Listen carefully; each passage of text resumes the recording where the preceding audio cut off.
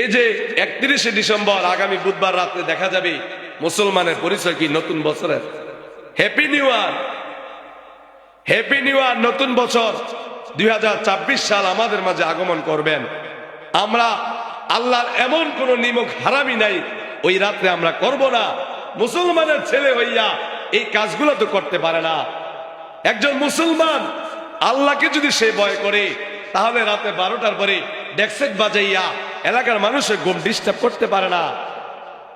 একজন মুসলমানের ছেলে যদি হয়ে থাকে, তার বাবা যদি মুসলমান হয়, তার মা যদি মুসলমান হয়, সে যদি মুসলমানের ছেলে হয়ে থাকে, সে তো রাতের 12টা 1টায় এই বাজি ফুটাইয়া ছোট বাচ্চাকে ঘুম থেকে জাগ্রত করতে পারে না।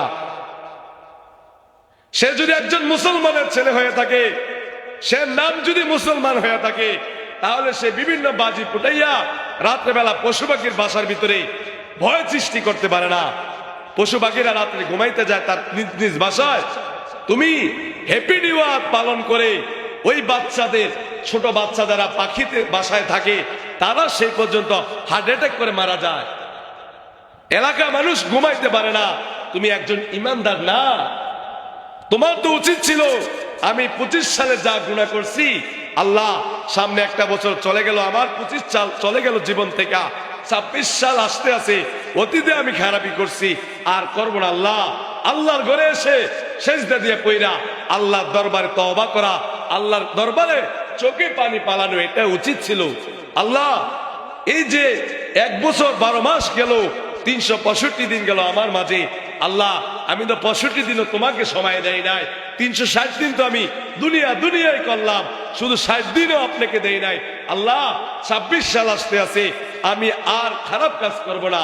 এটা ছিল ইমানদারের ছেলে মেয়ের কাজ। এই কাজ না করে বাবাও কিছু বলে না, মাও কিছু বলে না, নিজের বাসার উপরে, ছাদের উপরে, খোলা মাঠে, ঘরের সামনে ডেক্সেট বাজায়, মা বাবা খুশি। নাউজুবিল্লাহ, নাউজুবিল্লাহ। গান বাজনা কখনো জায়েজ হতে পারে না। গান বাজনা সম্পূর্ণ হারাম, হারাম।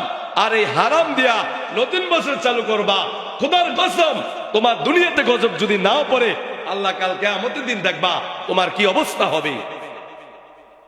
সমাজে বৃদ্ধ মানুষ ঘুমাতে পারে না, তোমার ডেক্সেটের আওয়াজে সারা রাত্রে। এমনও হয় ওই হ্যাপি নিউ ইয়ার দিন এশার নামাজ চলে মসজিদে, চারপাশে আওয়াজ চলে। শুধু হ্যাপি নিউ ইয়ার না, বিভিন্ন গায়ে হলুদ, বিবাহ শাদীর ডেক্সেট এভাবে বাজায়। একজন হিন্দুও নামাজের টাইমে অফ রাখে, সে মুসলমানের বাচ্চা হইয়া মসজিদে নামাজ চলে, কেরাত পড়া যায় না, এভাবে ডেক্সেট বাজায়। তুমি মুসলমান দাবি করো, তোমার মুসলমানিত্ব কি আছে তোমার? একজন হিন্দু হওয়ার পরে সে বোঝে যে মুসলমানেরা ইবাদত করে, এই টাইমটা আমাদের উৎসব আয়োজন অফ রাখি। আর মুসলমানের ছেলে হইয়া এশার জামাত চলে বিভিন্ন ভাবে, তারপরে এমন ভাবে ডেক্সেট বাজায়, তেলাওয়াত করা যায় না মসজিদে। মসজিদ যে আল্লাহ তাআলার দরবারে দাঁড়াইয়া তেলাওয়াত করব, এই সময়টুকু পাওয়া যায় না, এরকম ভাবে ডেক্সেট বাজায়।